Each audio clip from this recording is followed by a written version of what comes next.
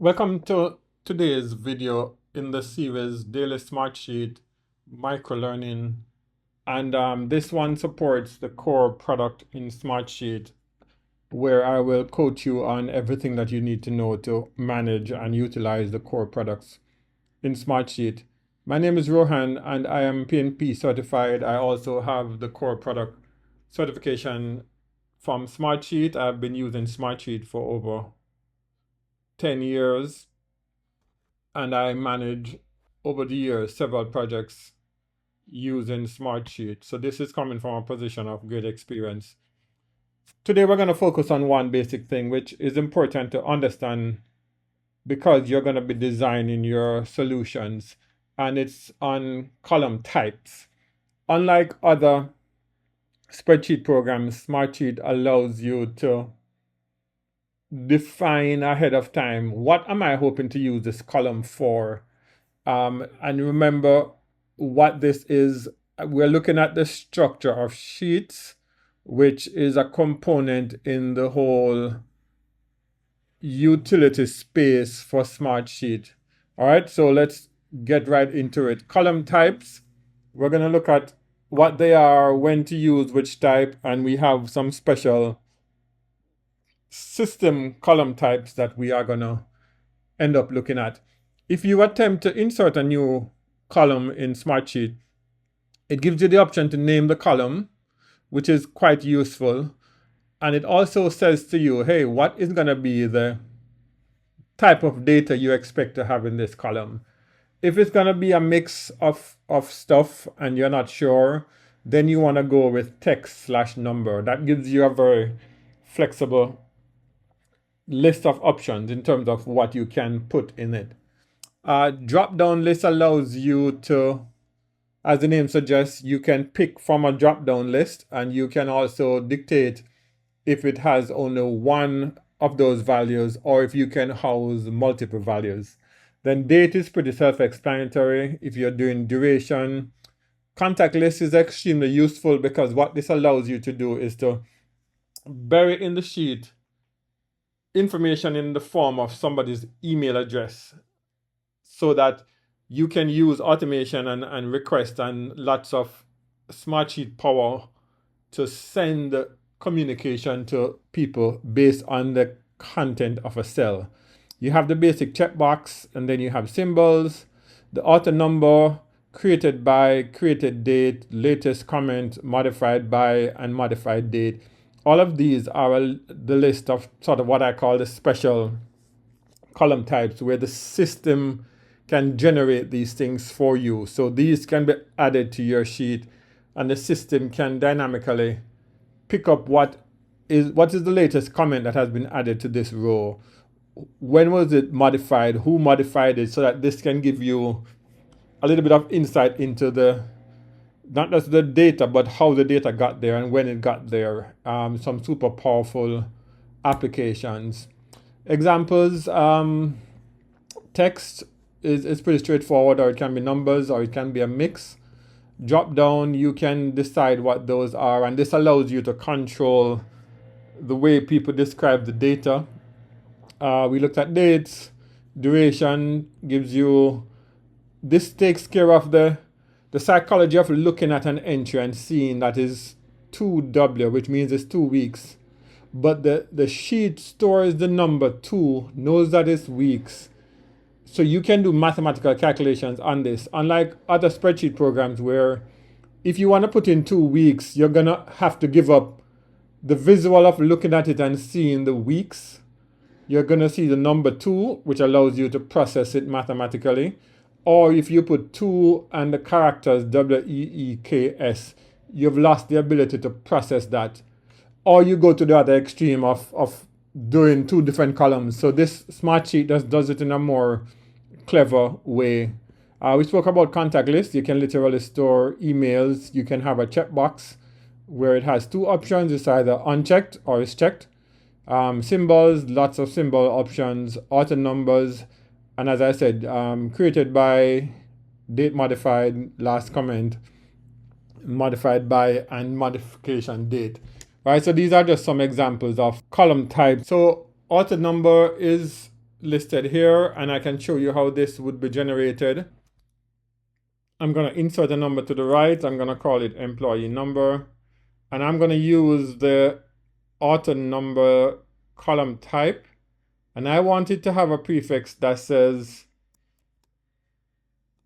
E number, so we know it's employee number, or you could decide what this is.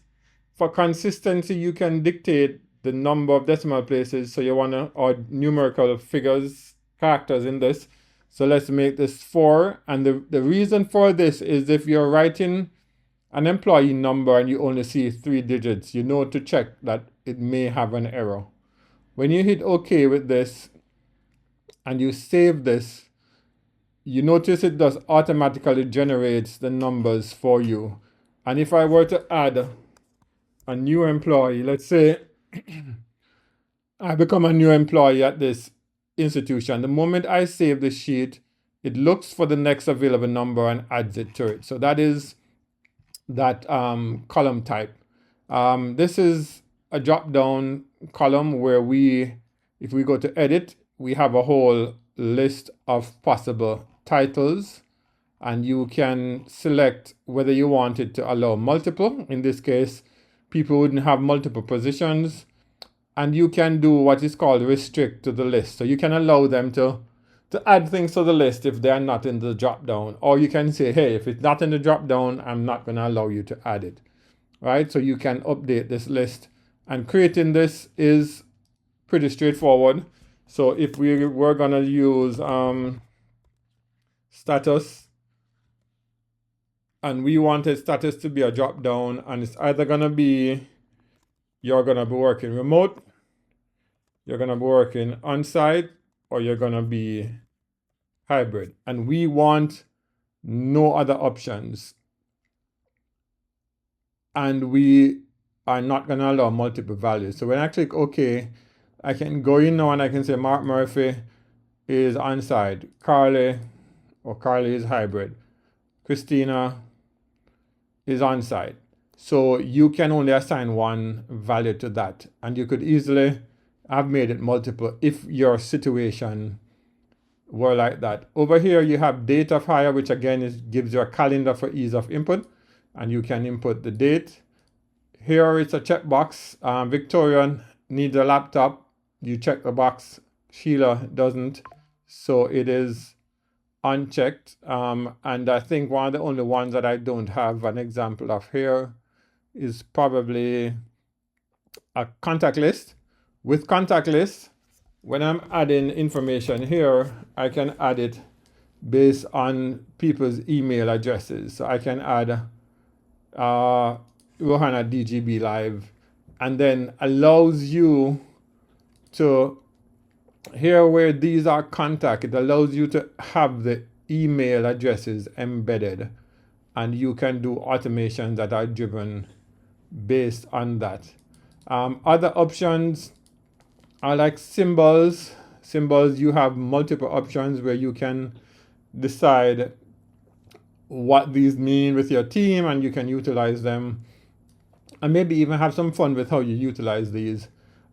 We've seen this used for project status, and again, you have to define what you're using it for. And one quick way you could do in Smartsheet, this is going to be the last tip for this session. In the column, you could add column description to say, checked if laptop is needed by employee, unchecked if they provide their own. So you can bury a little bit of information there, and you see the eye being lit up means that there is information buried in these columns. That's what this little eye means. You can add it to anyone, but if there is nothing,